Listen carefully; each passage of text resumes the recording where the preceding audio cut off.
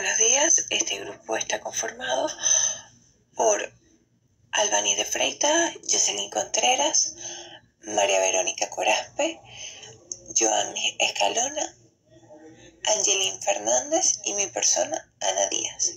Y les vamos a hablar del examen físico neurológico. Para comenzar el examen neurológico tenemos la escala de Glasgow, que en este caso se encuentra adaptada a la edad pediátrica.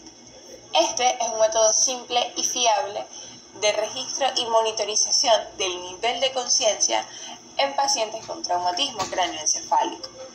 Se divide en 3 grupos puntuables de manera independiente que evalúan la apertura de los ojos sobre 4 puntos, la respuesta verbal sobre 5 puntos y la motora sobre 6 puntos, siendo la puntuación máxima y normal de 15 puntos y la mínima de 3. Se considera traumatismo cráneoencefálico leve al que presenta un Glasgow de 15 a 13 puntos, moderado de 12 a 9 y grave cuando es menor o igual a 8. Para continuar con el examen neurológico tenemos el perímetro cefálico, que no es más que la medida del plano circunferencial entre la glabela, que es el punto medio entre las cejas, y el punto más prominente en el occipucio.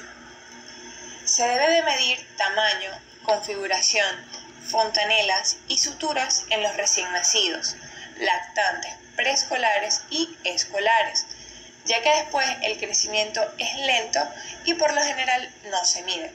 Muchas veces, cuando hay crecimiento cefálico después de la adolescencia, se debe a tumores, hipertensión endocraniana o a hidrocefalia secundaria, pero en los niños es muy importante por las desviaciones del perímetro cefálico, el cual puede ser indicativo de una patología. El diámetro transverso es el diámetro biparietal, es decir, es el que va a medir la distancia entre las 2 tuberosidades parietales, tomándolo perpendicularmente a la línea medio-sagital. Otra de las medidas que se pueden realizar es el índice craneal. Esta representa la relación entre el diámetro transverso y el diámetro anteroposterior, que se calcula de la siguiente manera. Primero se determina el diámetro transverso y se va a dividir por el diámetro anteroposterior, y eso se va a multiplicar por 100. El índice craneal normal es de 78 a 82%. Un índice menor al 74% puede representar una escafocefalia. Un índice superior al 85% representa una braquicefalia. Y también tenemos el índice de asimetría craneal, donde se obtiene la diferencia entre las 2 diagonales denominadas diagonal mayor y diagonal menor. La distancia máxima, que corresponde a la diagonal mayor, se va a medir desde la parte más prominente del occipital hasta la unión frontocigomática contralateral, y la distancia mínima, que vendría siendo la diagonal menor, desde la unión frontocigomática al eurión contralateral. El índice de asimetría será igual a menor a 3.5. Un índice mayor va a representar una plagiocefalia. Las suturas son áreas irregulares como dientes de sierra que se van a encontrar ubicadas entre los huesos del cráneo. Estas se van a fusionar a partir de los 3 años de edad, exceptuando la metópica. Las principales suturas que vamos a encontrar son las siguientes: la metópica entre los 2 huesos frontales, la coronal, que se encuentra ubicada entre el hueso frontal y los 2 parietales, la sagital entre los 2 huesos parietales, la lamboidea entre los 2 huesos parietales y el hueso occipital, la parietomastoidea entre el parietal y la apófisis mastoidea del hueso temporal a ambos lados, la occipitomastoidea entre el occipital y la apófisis mastoidea del hueso temporal, una a cada lado, y la escamosa, que se encuentra ubicada entre el parietal y la escama del hueso temporal. Aquí tenemos una representación de la ubicación de las suturas. Tenemos primero la sutura lamboidea, la sutura coronal, la sutura escamosa y la sutura temporocigomática. Las fontanelas son los espacios abiertos que se encuentran en la convergencia de las suturas. Al momento del nacimiento es normal encontrar la presencia de áreas de tejido cartilaginoso que se van a denominar fontanelas. Entre ellas tenemos la anterior, que es en forma de rombo y se denomina bregmática. Esta fontanela siempre debe estar presente al momento del nacimiento. La posterior, que se denomina lamboidea y tiene una forma triangular. Esta se puede encontrar cerrada al momento del nacimiento. La mastoidea, que corresponde al área entre la sutura occipito y temporomastoidea. Y la fontanela esfenoidal, que corresponde al área del peterio. La craniosinostosis es la fusión prematura de una o más suturas craneales, lo que va a producir una forma anormal del cráneo, producto de la restricción del crecimiento perpendicular a la sutura afectada e incremento de las áreas que no están afectadas. Las principales formas anormales del cráneo que resultan de la craniosinostosis son las siguientes.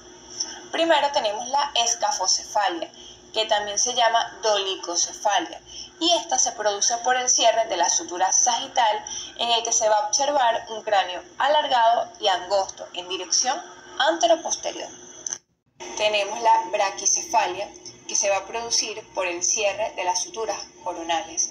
En este caso se va a observar un cráneo ensanchado y corto en dirección anteroposterior. La plagiocefalia, que puede ser frontal u occipital, es frontal cuando existe un cierre unilateral de la sutura coronal y se presenta occipital cuando el cierre es de la sutura lamboidea. El cráneo se va a observar de forma oblicua. La trigonocefalia, que se va a producir por el cierre de la sutura metópica. El cráneo se va a observar de forma triangular con la frente prominente y estrecha. Se preguntarán por qué se evalúa la piel en el sistema neurológico. Las lesiones en piel se correlacionan con el sistema nervioso central debido a que comparten un mismo origen. Ambos se originan del ectodermo embrionario. Si se presenta una falla a nivel del ectodermo, las fallas del sistema nervioso central se van a manifestar en piel. Entonces encontraremos algunas lesiones o malformaciones que nos orientarán a lesiones neurológicas. Por ejemplo, se observa un paciente con manchas hipocrómicas en forma de fresno, con presencia de unos tuberomas en la cara, es indicativo de una esclerosis tuberosa, la cual es una enfermedad genética autosómica dominante que tiene manifestaciones clínicas en el desarrollo de algunos tumores, que generalmente se dan a nivel del sistema nervioso central. Además de eso, hay malformaciones a nivel de la formación estructural del cerebro. Por ende, estos pacientes cursan con retardo mental, epilepsia tipo West y malformación en general.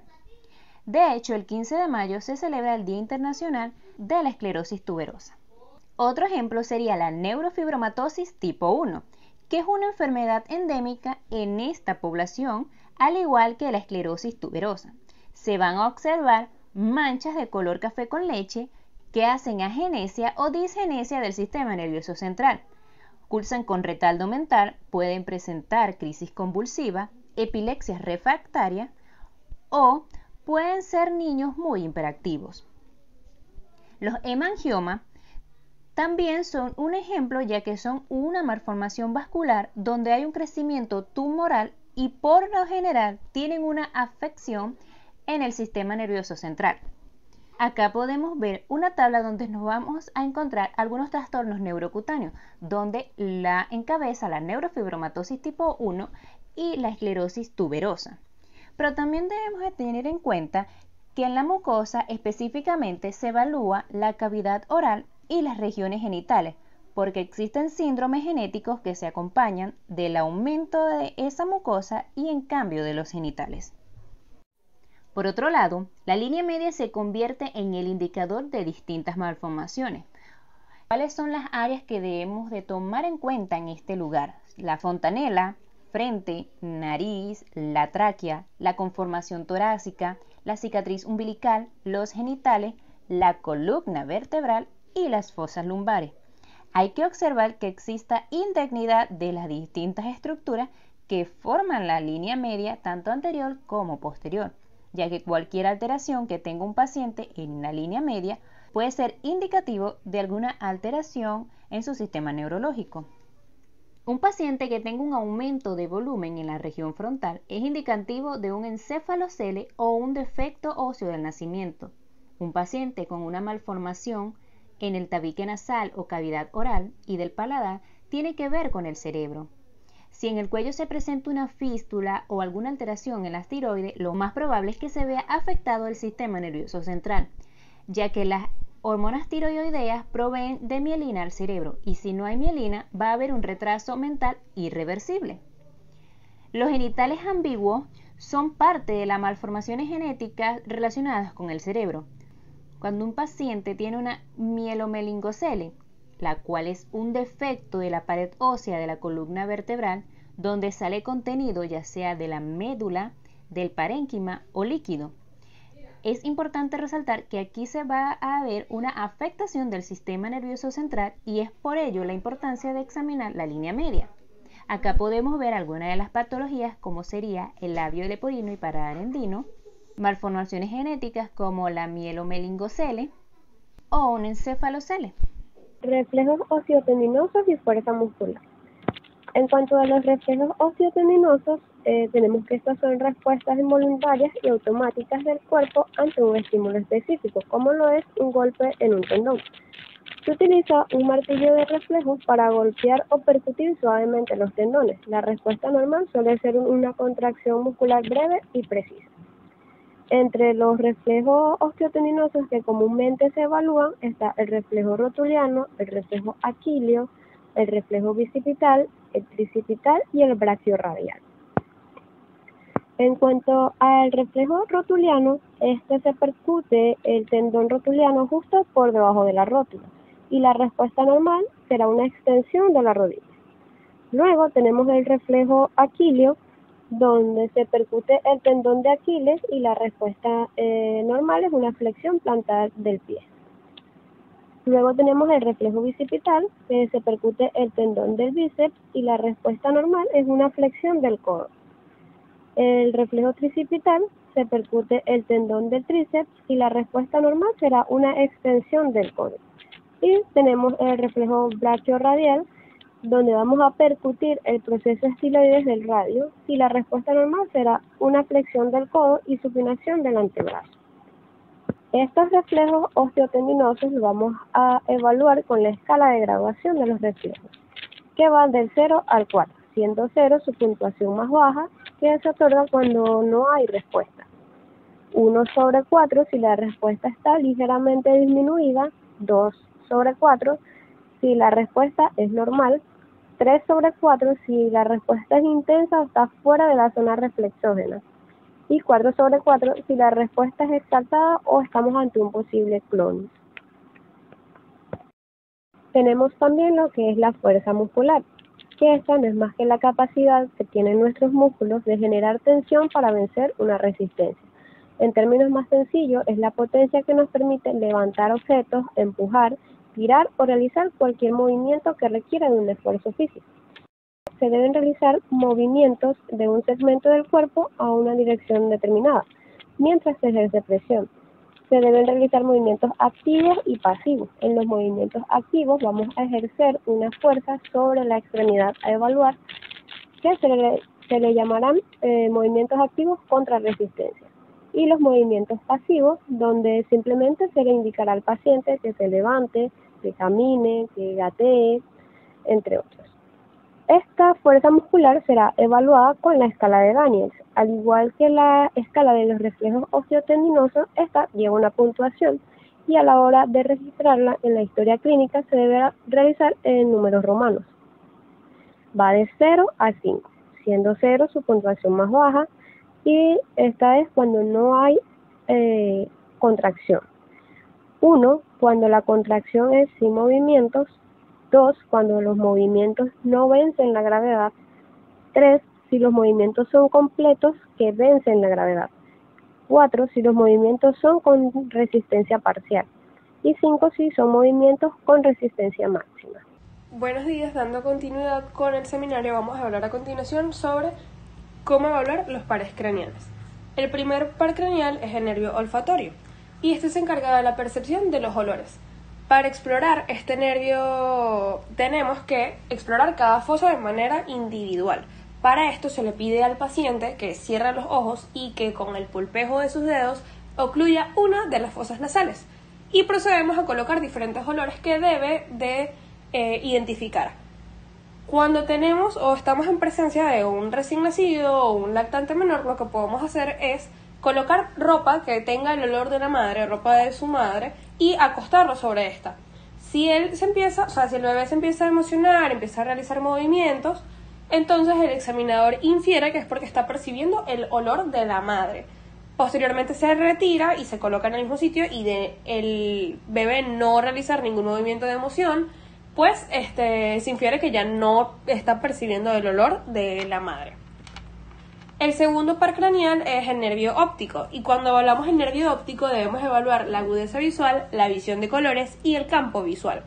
Para evaluar la agudeza visual debemos de tener presente que vamos a examinar cada ojo por separado, y para esto vamos a utilizar la cartilla de Snellen, que es la que contiene las letras, y es para evaluar la visión lejana, debe estar a 6 metros del paciente, y la de Jaeger, que es la cartilla que se utiliza para evaluar la visión cercana, se coloca a 30 centímetros del paciente.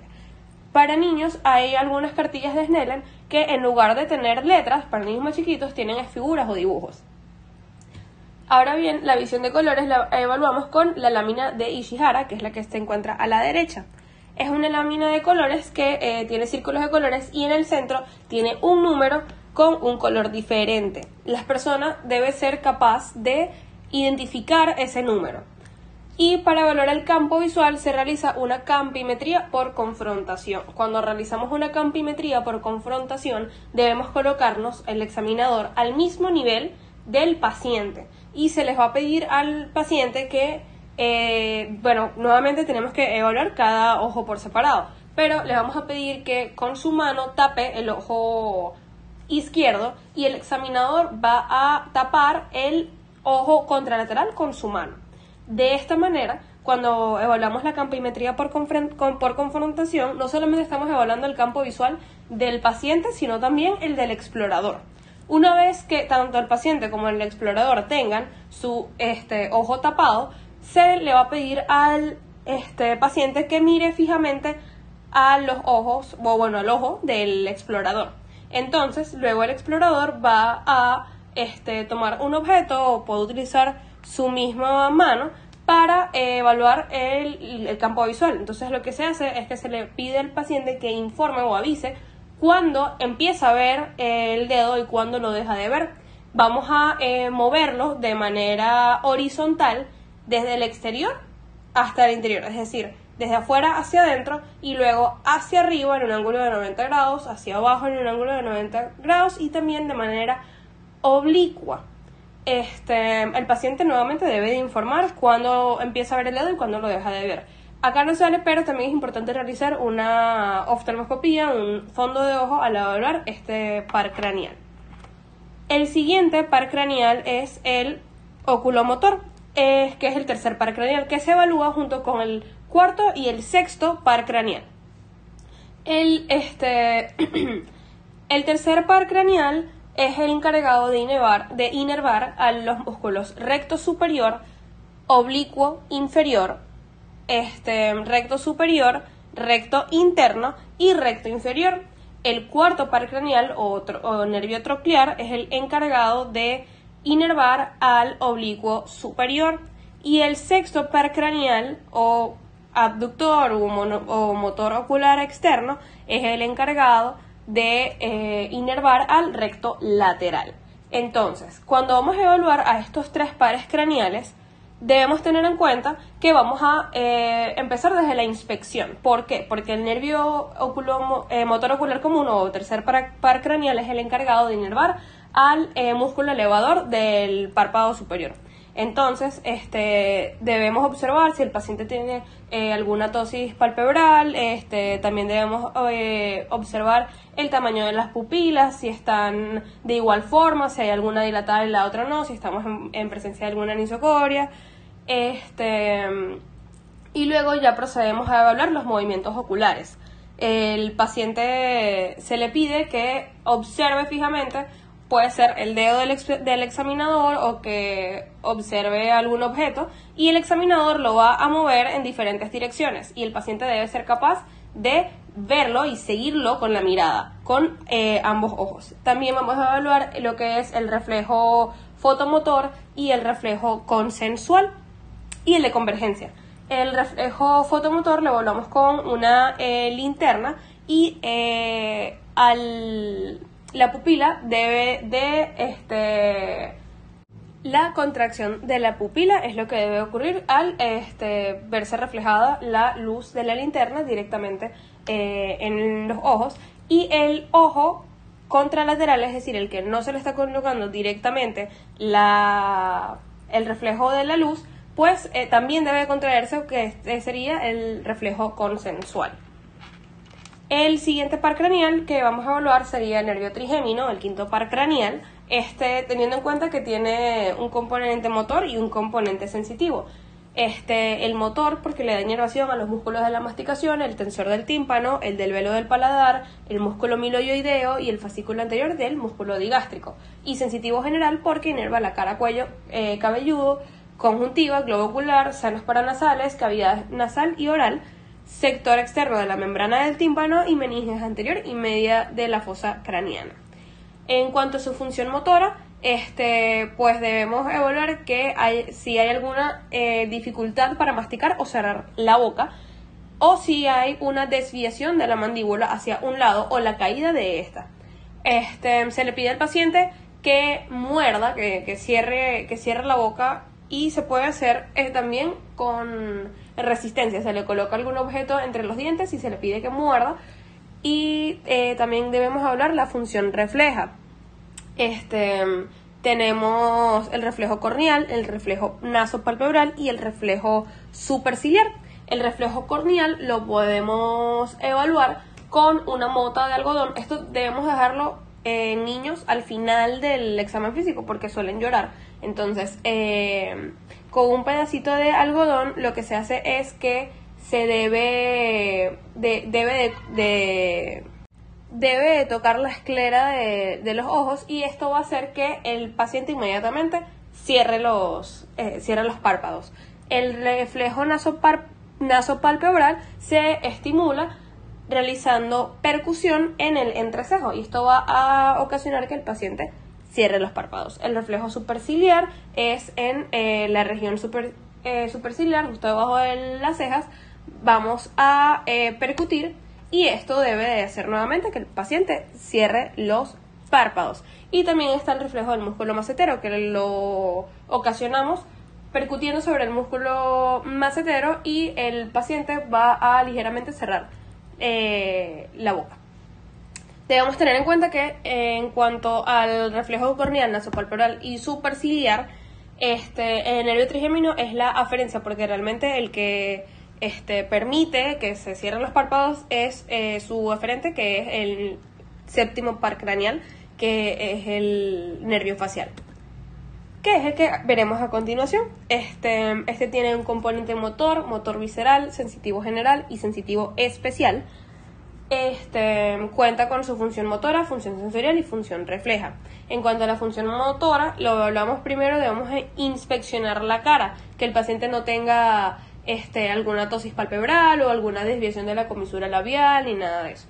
Entonces se le pide al paciente que eleve las cejas, que frunza la frente, que cierre los ojos, sonríe, que infle las mejillas, que silbe, que muestre sus dientes. También se puede realizar la prueba de fuerza del músculo orbicular del ojo, que se le pide al paciente que cierre que cierre los ojos.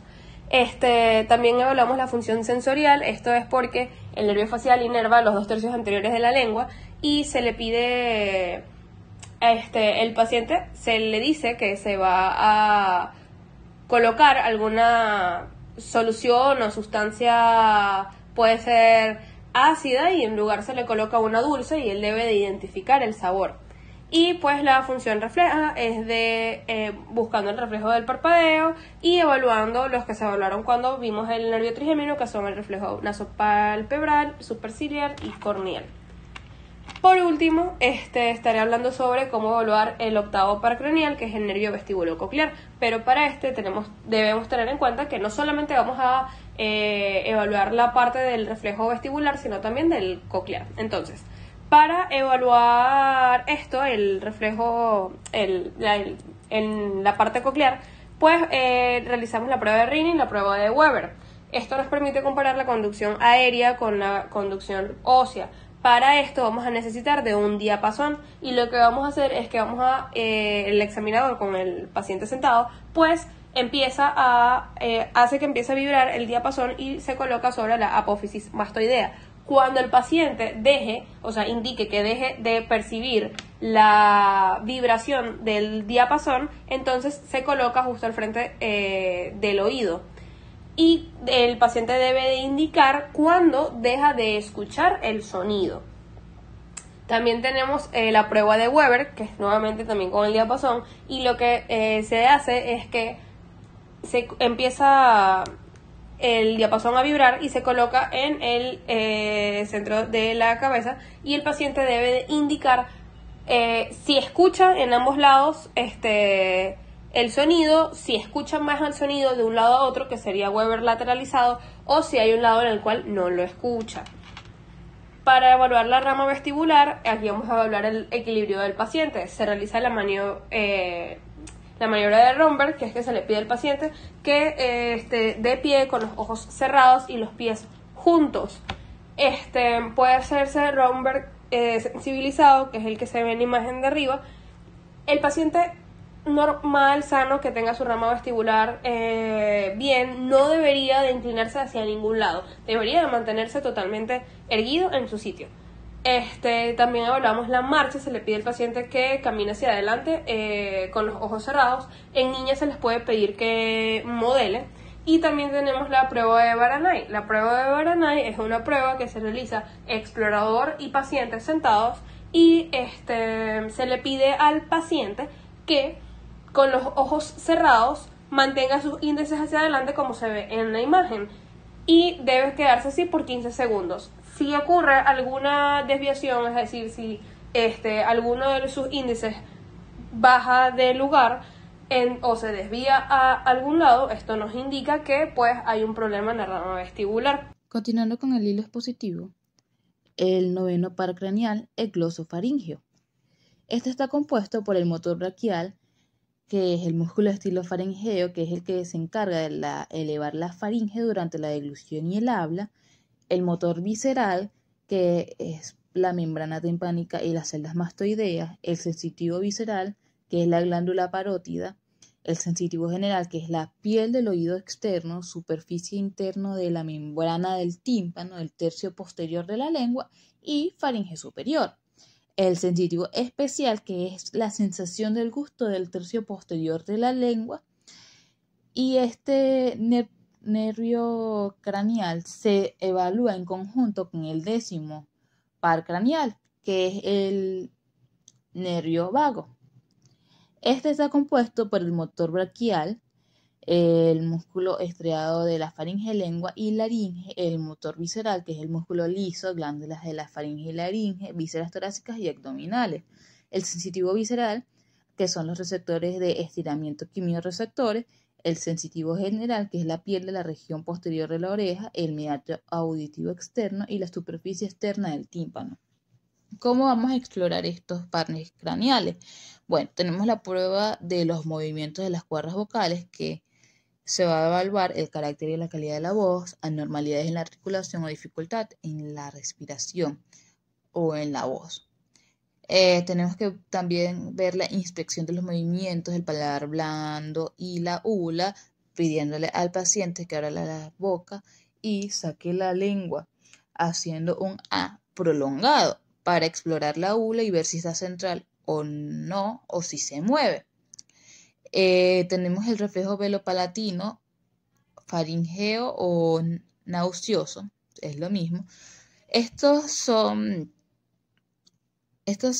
un poquito difíciles de explorar en recién nacidos, lactantes y preescolares, ya que estos no tienen el control del vómito. Esto se adquiere después de la edad escolar. Sin embargo, para hacerlo se explora estimulando el borde libre del paladar blando con un baja lengua y se observa la elevación de aquel sin desviación de la úvula. En caso de lesión, este estará abolido. Para determinar el gusto del tercio posterior de la lengua se hace en conjunto con los primeros 2 tercios. El 11º par craneal, espinal o accesorio. Este está compuesto por el motor somático que tiene su rama interna, que es el constrictor superior de la faringe y el músculo de la faringe, y la rama externa, que es el esternocleidomastoideo y el trapecio. ¿Esto cómo lo vamos a explorar? Bueno, vamos a observar la posición de la cabeza y determinar la fuerza de los músculos esternocleidomastoideos y el trapecio. Para ello se le pide al paciente que suba los hombros y se le contrarresta el movimiento, que suba y baje la cabeza y que haga movimientos laterales de la cabeza. Igual contrarrestándolos también. El 12º par craneal, que es el hipogloso, este está compuesto por el motor somático, y aquí tenemos la motilidad lingual, el músculo región infrahioidea y el genioideo. ¿Cómo lo vamos a explorar? Bueno, hacemos una inspección de la lengua, se hace la prueba del movimiento de la lengua, se le pide al paciente que abra la boca, que saque la lengua, que la mueva de un lado a otro, de arriba a abajo. Para evaluar el tono de la lengua se determina la fuerza y palpación de la lengua. Ahora vamos a hablar sobre la sensibilidad. Para poder hablar sobre esta, vamos a hablar sobre el proceso de integración sensorial, que es el mecanismo por el cual el sistema nervioso central recibe, organiza e interpreta las sensaciones del cuerpo y del entorno, y esto permite responder de forma adecuada a los estímulos. Entonces tenemos lo primero, que es el registro. Aquí se hace un reconocimiento y conciencia de cada uno de los estímulos. Después viene la modulación, que regula la intensidad de percepción del estímulo, la discriminación, que es la organización e interpretación del estímulo, se hace una distinción de las características específicas, y por último la integración, el cual permite interpretar requerimientos del entorno y ajustar la respuesta. La evaluación sensorial, esta es subjetiva y es necesario que el niño entienda lo que se le está pidiendo. Tenemos que tener en cuenta que la sensibilidad hay diferentes tipos. El primero es la esteroreceptiva o superficial. Es la recepción de estímulos del entorno externo a través de la piel y el tejido subcutáneo y es responsable de la percepción del dolor, la temperatura, el tacto ligero y la presión. Después tenemos la sensibilidad propioceptiva o profunda. Es el sentido que permite ubicar la posición y el movimiento del sistema musculoesquelético detectado por receptores especiales que están situados en el músculo y en los tendones. Y por último tenemos la sensibilidad cortical, que es el análisis e integración de las sensibilidades superficiales y profundas a nivel cerebral. ¿Cómo se van a explorar? Bueno, en general tenemos que tener en cuenta que se va a proceder de acuerdo a un orden determinado, explorando de manera sistémica algunos dermatomas. ¿Qué son dermatomas? Son áreas de la piel que reciben inervación sensitiva de una sola raíz nerviosa especial. Por ejemplo, lo podemos ver en la lámina. Está el mapa de los dermatomas. Se va a realizar con el paciente con los ojos cerrados y se va incrementando la intensidad del estímulo según sea necesario para el paciente lo perciba. Tenemos que tener en cuenta que en forma normal la piel engrosada es menos sensible y que si se encuentra un área con cambios sensitivos se debe definir si la sensación está aumentada, disminuida o ausente. Los estímulos se tienen que aplicar en áreas simétricas comparando ambos lados. Ahora, la exploración de la sensibilidad superficial se hace con el paciente con los ojos cerrados o mirándose a otro lado y se le toca con un pincel o con algodón en forma sucesiva y ordenada, distintos puntos de la piel sin ejercer presión, y se le pregunta si siente, dónde siente, qué siente y cómo lo siente, comparando con el lado contrario de forma simétrica. Para explorar la sensibilidad dolorosa también se utiliza en forma similar, pero se utiliza un alfiler o un objeto puntiagudo. Y para la sensibilidad térmica se utilizan envases con agua fría y agua caliente o un objeto metálico que se haya enfriado. Y en caso de haber alteraciones se deberá delimitar las zonas afectadas. La sensibilidad profunda. Para explorar la parestesia se ejerce presión con un dedo en varias partes del cuerpo, preguntando al paciente en qué parte se ha estimulado y con qué intensidad. Ahora, para explorar la batiestesia, se realiza la movilización de una articulación con inmovilización proximal. Parestesia, se evalúa con el diapasón. Se hace colocando en una prominencia ósea. Se pregunta al paciente si siente la vibración y cuándo deja de sentirla. Si el explorador puede percibir la vibración cuando el paciente ya no la siente, esto indica una pérdida sensitiva. Y para la sensibilidad profunda dolorosa se puede explorar presionando las masas musculares o el tendón de Aquiles. Ahora, la sensibilidad cortical, esta se evalúa, por ejemplo, la estereognosia es el reconocimiento de objetos a través de la palpación bilateral en ausencia de visión, pero entonces se puede identificar en términos de forma, tamaño y textura. La grafestesia es la identificación de figuras geométricas como números o letras dibujadas en la piel, y la discriminación de dos puntos simultáneos requiere que el estímulo se realice en la distancia adecuada para que se logre ser percibido. Los reflejos arcaicos. Tenemos que estos reflejos son el conjunto de reacciones involuntarias que realiza el recién nacido ante la aparición de estímulos y que favorecen su supervivencia durante las primeras etapas. Pero estos reflejos cuentan con ciertos parámetros de intensidad y cronología, es decir, de 0 a 4 semanas los reflejos se presentarán en su máxima intensidad, ya de 8 a 12 semanas comenzarán a disminuir hasta presentarse su desaparición. A partir de las 12 semanas, si el recién nacido sigue presentando los reflejos de una forma clara, indica que existe la posibilidad de una patología a nivel del sistema nervioso, aunque hay algunos que duran mucho más y por eso es importante saber su fecha de desaparición. A continuación se presentan dos cuadros con los tipos de reflejos que se presentan en el niño en sus primeras etapas de la vida. Entre ellos son los reflejos cutáneos, los orofaciales y los extensores. Hablando de los reflejos cutáneos, tanto reflejo de presión palmar, plantar, reflejos de Galland, todos estos se presentan desde el inicio de la vida hasta cierto tiempo. En cuanto a los orofaciales, tenemos unos que se presentan desde el inicio de la vida hasta los 3, 6 meses o incluso unos que se presentan a partir del 10º día de vida hasta el final de la vida. En cuanto a los reflejos extensores, suprapúbico, cruzado, extensión primitivas, todos estos inician desde que el niño nace hasta los primeros meses.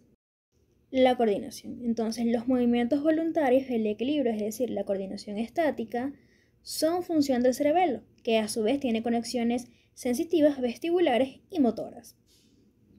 Pero para nosotros poder evaluar que existe algún trastorno de la coordinación, primero la fuerza muscular debe estar intacta. El trastorno de la coordinación se conoce como ataxia. Tenemos las pruebas de coordinación en las extremidades superiores, extremidades inferiores y también las pruebas de equilibrio. Comenzando con las pruebas de coordinación en las extremidades superiores, tenemos 3 pruebas. La primera de ellas es la prueba de los movimientos rotatorios del antebrazo y la mano. En todas y cada una de estas pruebas, lo que se trata de evaluar es que los movimientos sean fluidos, que no haya desviaciones, temblores, y que cada una de estas pruebas las personas la realice de manera coordinada. Entonces, la prueba del antebrazo y la mano, el procedimiento es que el paciente debe de girar el antebrazo y la mano de manera alternada, supinación y pronación, rápidamente. Con la prueba de dedo-dedo, el procedimiento que el paciente debe realizar es estirar ambos brazos hacia los lados y luego juntar los dedos índices en el centro sin mirar. Se debe observar la precisión con la que los dedos se tocan. La prueba índice-nariz. El procedimiento a realizar es que el paciente debe tocar la punta de su nariz con el dedo índice de una mano, alternado entre ambas manos. Esto se realiza con los ojos abiertos y luego con los ojos cerrados. Entonces, ¿qué vamos a evaluar? La precisión y la capacidad de realizar el movimiento sin temblor o descoordinación.